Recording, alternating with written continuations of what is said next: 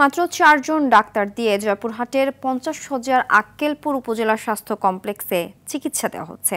ফলে প্রতিদিন হাসপাতালের বহির্বিভাগে আসা ৩ থেকে ৪০০ রোগীকে চিকিৎসা সেবা দিতে হিমশিম খাচ্ছেন তারা। অনেক সময় স্টাফদেরও সেবা দিতে দেখা যায়। জয়পুরহাট প্রতিনিধি রাশিদুজ্জামানের পাঠানো তথ্যচিত্রে বিস্তারিত জানাচ্ছেন লামিয়া তানজিন মাহমুদ।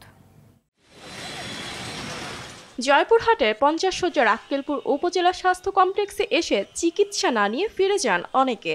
কারণ ডাক্তার নয়, এখানে সেবা দেন স্টাফরা, কখনো ফিজিওথেরাপিস্ট, আবার কখনো উপসহকারী কমিউনিটি মেডিকেল অফিসার চিকিৎসা দিয়ে থাকেন। তবে কেবল সৌভাগ্যবানরাই পান ডাক্তারদের সেবা।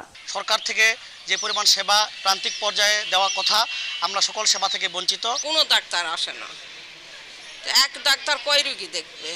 তবুও উপায় না থাকায় প্রতিদিন ৩ থেকে ৪০০ রোগী হাসপাতালের বহির্বিভাগে চিকিৎসা নিতে আসেন। কিন্তু ৩ জন মেডিকেল অফিসার ও ১ জন ডেন্টাল সার্জন দিয়ে চিকিৎসা দেওয়া হচ্ছে। ৫০ শয্যার এ উপজেলা স্বাস্থ্য কমপ্লেক্সে ১১ জন বিশেষজ্ঞ চিকিৎসক ও ১৫ জন মেডিকেল অফিসার থাকার কথা থাকলেও আছেন মাত্র ৪ জন। মাত্র ৩টা ডাক্তার দিয়ে আমাদের উপজেলা স্বাস্থ্য কমপ্লেক্স পরিচালিত হচ্ছে। এখানে যদি একটা ছোট কাটাও হয় কিংবা ভেঙে যায়, সেক্ষেত্রেও এখানে আমাদের রেফার করে জয়পুরহাট কিংবা বগুড়া। প্রয়োজনীয় সেবা দিতে না পারায় আক্কেলপুরবাসীর কাছে ক্ষমা চাইলেন স্বাস্থ্য কমপ্লেক্সের এ চিকিৎসক।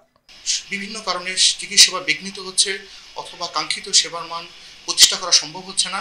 এই জন্য আমি আবাসিক মেডিকেল অফিসারের পক্ষ থেকে আমার আক্কেলপুরবাসীর কাছে আন্তরিক ক্ষমা প্রার্থনা করছি। চিকিৎসক সংকট ও নানা প্রতিবন্ধকতার পরও রোগীদের যথাসাধ্য সেবা দেওয়ার কথা জানান এ কর্মকর্তা। চিকিৎসক পদায়িত নেই, তারপরও আমরা কিন্তু বাইরে থেকে অন্য উপজেলা থেকে বিশেষজ্ঞ চিকিৎসক দিয়ে সপ্তাহে 2 দিন আমরা গাইনি বিষয়ে এই সেবা দিয়ে আসছি। ঊর্ধ্বতন কর্তৃপক্ষকে অবহিত করেছি, তো এখন পর্যন্ত আমরা কোনো নতুন চিকিৎসক পাইনি। উপজেলার দরিদ্র মানুষের চিকিৎসা সেবা নিশ্চিতে দ্রুতই চিকিৎসক নিয়োগ সহ প্রয়োজনীয় ব্যবস্থা নেওয়ার দাবি জানান আক্কেলপুরবাসী। লামিয়া তানজিন মাহমুদ, RTV।